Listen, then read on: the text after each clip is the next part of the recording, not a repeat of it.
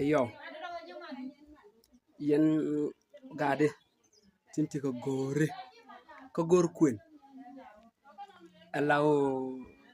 damar tin mi janye na goro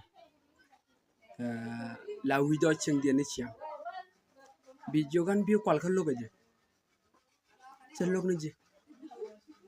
meken mun wa kan tudu mun ngoy o ngoy riang wal ngoy liaka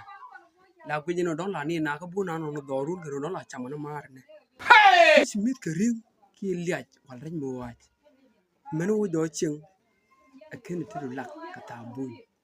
ngoy nyal ga je yo mi chi bi jor ka guran gor kwelo la jinje chen na lo jonji guran kam char go me ka don ton der location do arun jande ka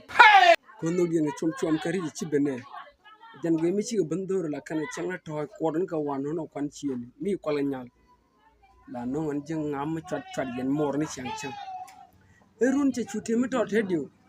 la nyal chwa nyong je kare pin ken chwale kwal ko do la ka o kan na kon tu fonka guys da jan de little advice mangor kam je mi jira mi liu ka gor che min ye lat be mu wa kan min ya contact aya we go. I need your comments.